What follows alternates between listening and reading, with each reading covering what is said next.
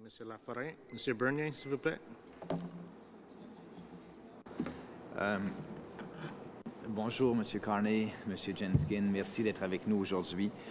Dans l'annexe de votre document sur la politique monétaire que vous avez déposé la semaine dernière, vous expliquez comment la Banque du Canada va procéder à ce que les experts appellent un assouplissement quantitatif, c'est-à-dire comment la Banque va augmenter la quantité de crédit dans l'économie. Traditionnellement, vous le faites en achetant des bons du Trésor.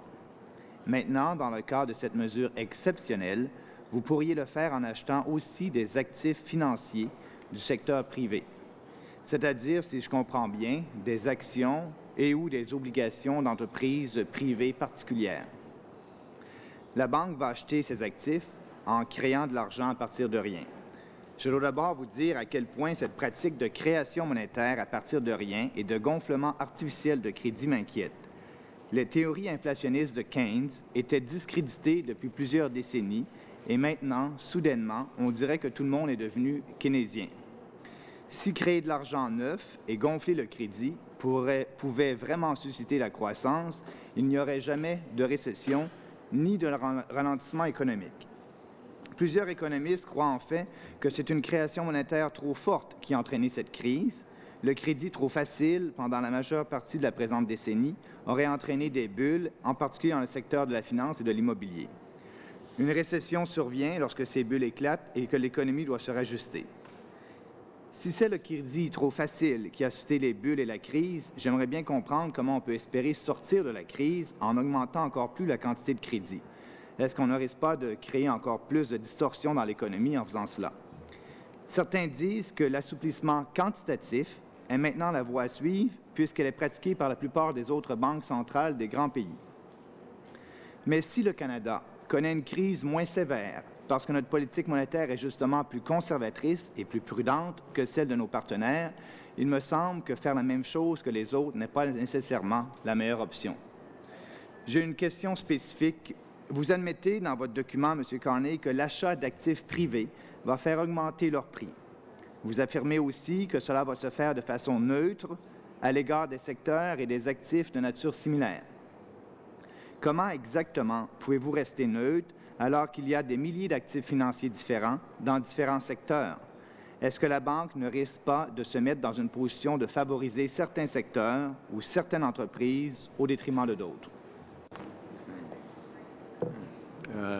Merci pour votre question. Premièrement, je voudrais souligner quelques points.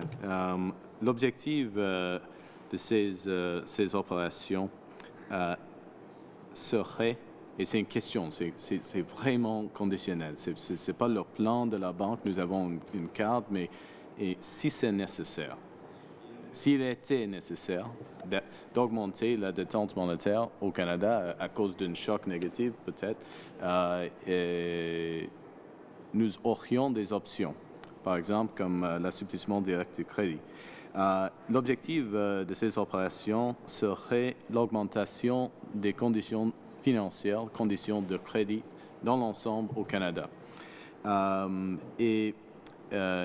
L'aspect d'être neutre à l'égard des secteurs, des actifs de nature similaire, nous pouvons utiliser d'adjudication, par exemple. C'est une manière d'être neutre par rapport à des secteurs. C'est une manière que la Banque d'Angleterre utilise maintenant pour des opérations d'assouplissement du crédit. Mais au fond, votre référence à M. Keynes, je voudrais noter seulement que c'est plus une question de M. Friedman que M. Keynes. Cette idée que la relation entre le montant de la monnaie, de la masse monétaire, merci, et l'inflation. Et dans ce contexte, nous avons même si notre situation, nos conditions financières au Canada sont mieux qu'ailleurs, et ça c'est la vérité, mais les conditions financières ici sont difficiles. Il reste difficile. La vélocité de la monnaie a chuté. Alors, cette relation, ce danger est beaucoup plus moins à cause de la récession et la crise financière mondiale. Merci. Mais il y a aussi des techniques qu'on peut utiliser pour avoir un impact neutre. Par exemple, on peut racheter les indices, par exemple. Mais il y a des techniques qu'une banque centrale peut utiliser pour avoir un impact neutre. Et juste est absolument clair. La Banque du Canada n'avons aucun intérêt de poursuivre une politique industrialisée. OK. Monsieur Bernier, une minute. Je suis bien heureux d'apprendre que lorsqu'on parle des assouplissements quantitatifs, vous parlez au conditionnel. Ce n'est pas quelque chose que vous nous dites aujourd'hui que vous allez automatiquement faire. Et donc, si la position économique du Canada le demande, vous avez une option de plus dans votre boîte à outils. Je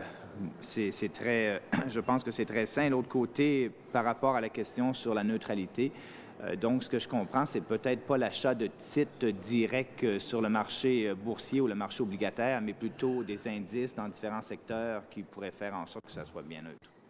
Merci. OK. Merci, Monsieur Bernier.